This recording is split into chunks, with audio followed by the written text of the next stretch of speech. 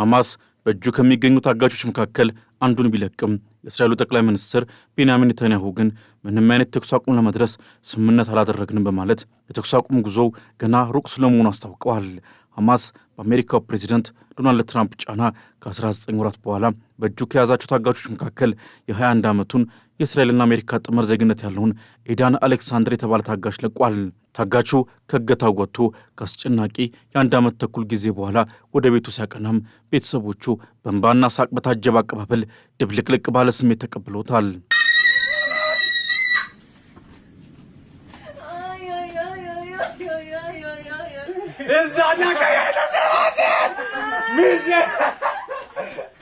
በሌላው አንጻር ጋዛ አሁንም በሚሳኤል አረር መታረሷን ቀጥላለች። ሐማስ ምንም እንኳን ታጋቹ ለእስራኤል መንግስት ያስረከበ ቢሆንም በዚህ መልኩ ዘላቂ የተኩስ አቁም ለማድረግ ቃል አልገባንም ያሉ ጠቅላይ ሚኒስትር ኔታንያሁ በቀጣይ የተኩስ ማቆም እርምጃ ከኛ ጠብቁ ሲሉ ተደምጠዋል። በጋዛ የሚደረገውን ጠንካራ ወታደራዊ ዘመቻ የማካሄድ እቅድም ተጠናክሮ ይቀጥላል ስለማለታቸው ሮይተርስ ዘግቧል። የእስራኤል ጦር በትላንትናው ዕለትም በጋዛ ሰርጥ ከጦርነቱ በኋላ ወደ ተፈናቃይ መጠለያ ጣቢያ በተቀየረ አንድ ትምህርት ቤት ላይ በፈጸመው የሚሳኤል ጥቃት በትንሹ 7 ሰዎችን ስለመግደሉም አሶሺየትድ ፕሬስ በዘገባው አስፍሯል። ፍልስጤማውያን ዜጎችም ላለፉት 2 ዓመታት በላይ ሲያሳልፉት የነበረውን የመከራና የስቃይ ሕይወትም መግፋት ተያይዘውታል።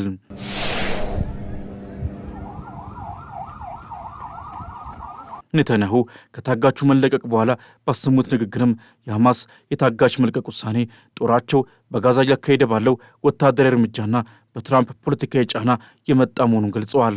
በዲፕሎማሲያዊ ጫና ታጋቹ እንዲለቀቅ አድርገዋል ሲሉ ምስጋና ያጎረፉላቸውን ትራምፕን አነጋግሬያቸው ነበር ያሉት ኔታንያሁ አሜሪካ እስራኤል ሐማስን ድል እንድትነሳና ሁሉም ታጋቾች እንዲለቀቁ ለቴል አቪቭ የምትሰጠውን ድጋፍ እንደምትቀጥልም አረጋግጠውልኛል ሲሉ ተደምጠዋል።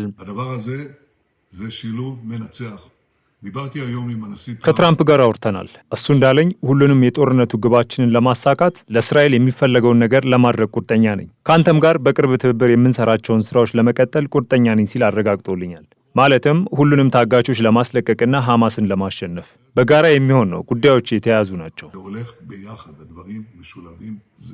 ይሁንና ከኔታንያሁ ንግግር በተጻራሪ ከቅርብ ጊዜያት ወዲህ በኢራንም ጉዳይ ይሁን በጋዛ እየተካሄደ ባለው ጦርነት እጅና ጓንት የነበሩት ኔታንያሁና ትራምፕ ጀርባ እንደተሰጣጡ የሚወጡ መረጃዎች እያሳዩ ነው።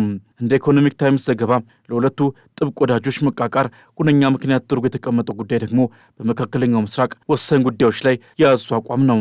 ትራምፕ አስተዳደራቸው ከሐማስ ጋር ቀጥተኛ በሆነ መንገድ ንግግር እያደረገ መሆኑና በየመን የሁቲ ይዞታዎች ላይ የሚወስደውን ብርቱ ጥቃት ለማቆም መወሰኑ በኔታንያሁ በኩል አልተወደደላቸውም። ሌላኛው ጉዳይ ደግሞ መሪዎቹ በኢራን የኒኩሌር ስምምነት ላይ የያዙት የተለያዩ አቋም ነው። እስራኤል የኢራን የኒኩሌር መሠረተ ልማቶችን ለመምታትና የኒኩሌር ፕሮግራሞችን ለማዳከም የያዘችው ጠንካራ ዕቅድ የተለሳለሰ አቋም እያራመዱ ካሉት ትራምፕ ጋር በተቃራኒው ዋልታ አስቀምጧቸዋል። የህንዱ ተነባቢ ጋዜጣ ዘ ኢኮኖሚክ ታይምስ አናዶሉን ዋቢ አድርጎ እንዳተተው ትራምፕ ከኔታንያሁ ጋር ቀጥተኛ ግንኙነት አቋርጧል ሲል አስነብቧል። አዲስ በተሰማ ዜና ደግሞ ኔታንያሁ ሀገራቸው ከአሜሪካ መንግስት የጦር መሳሪያ እርዳታ ከፍተኛ ተጽዕኖ መላቀቅ አለበት ሲሉ ያሰሙት ንግግር መሪዎቹ መልካም በሚባል ግንኙነት ላይ እንደማይገኙ ፍንጭ የሰጠ ሆኗል። ፕሬዚዳንት ዶናልድ ትራምፕ በሁለተኛው የሥልጣን ዘመናቸው ወቅት ከአሜሪካ ውጭ የመጀመሪያውን ዓለም አቀፍ ጉብኝት ባደረጉበት ወቅትም ወደ መካከለኛው ምስራቅ ያቀኑ ሲሆን በጉብኝታቸው ወቅት እጎበኛቸዋለሁ ካሏቸው የቀጠኑ ሀገራት መካከል እስራኤል አለመገኘቷ ለመሪዎቹ ግንኙነት መሻከር ሌላው አመላካች ነጥብ ሆኗል። በዓለም የፖለቲካና ዲፕሎማሲ የድርድር ሂደቶች ላይ ቁንጮ ሆነው ከፊት የተቀመጡ ካሉ የቀጠኑ ሀገራት መካከል የሚጠቀሱት ሳውዲ አረቢያ፣ ኳታርና እንዲሁም የተባበሩት አረብ ኤምሬትስ ትራምፕ ይጎበኛቸዋል ተብሎ ቀጠሮ የተያዘላቸው ሀገራት ናቸው። ፕሬዚዳንቱ በቅድሚያም የአሜሪካ ሁነኛ አጋር እንደሆነች በሚነገርላት ሳውዲ አረቢያ ሲደርሱ በሳውዲ የንጉሳን ቤተሰቦች ደማቅ አቀባበል ተደርጎላቸዋል።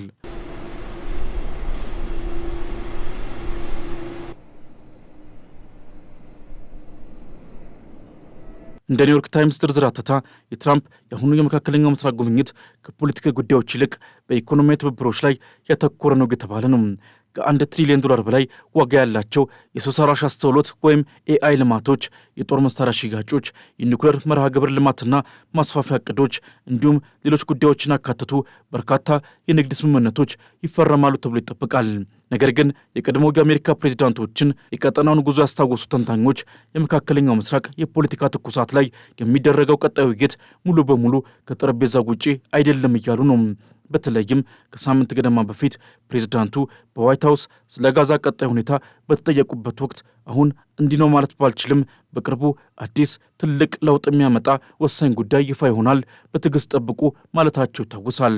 በዚህም ከመካከለኛው ምስራቅ ቁንጮ መሪዎች ጋር ከኢኮኖሚያዊ ጉዳዮች ባሻገርም በቀጠናዊ የፖለቲካዊ ጉዳዮች ላይ ይመክራሉ ተብሎ እንደሚጠበቅ እየተሰማ ሲሆን ትራምፕ በጉብኝታቸው ወቅትም የሚያሳልፉት ፖለቲካዊ ውሳኔ በቀጠናው በዋናነትም በጋዛ ላይ የሚኖሩ ዳፋ ግዙፍ ስለመሆኑ ከወዲሁ እየተነገረ ይገኛል። በሀገራዊና ዓለም አቀፋዊ ውሳኔዎቻቸው የዓለምን ማህበረሰብ ሲያስጨንቁና ሲያስጠብቡ የከረሙት ፕሬዚዳንት ዶናልድ ትራምፕ ከእስራኤሉ ጠቅላይ ሚኒስትር ኔታንያሁ ጋር ገብተውበታል የተባለው ቁርሾ በአንድ ወገን በቴል አቪቭ ላይ ጫና በማድረግ ተኩስ አቁም እንዲደረስ የሚያስችል ነው እየተባለም ይገኛል። በጋዛ ያለው አስከፊ ጦርነት በዘላቂነት በሚቆምበት ጉዳይ ዙሪያ የሚደረጉ የድርድር ሂደቶችን እየመራች የምትገኝ ዋሽንግተን ከገለልተኛ አሸማጋይነት ሚና ባፈነገጠ መልኩ ለእስራኤል ትወግናለች በሚል ሰፊ ወቀሳ ስታስተናግድ ቆይታለች።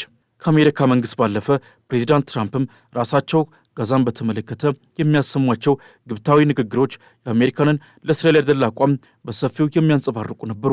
አሜሪካ በቢሊዮን ዶላሮች የሚቆጠር የመሳሪያ አቅርቦት ለእስራኤል በመስጠትና ቴልአቪቭን በማስታጠቅም በጦርነቱ በተዘዋዋሪ ዋነኛ ተዋናይ ነበረች።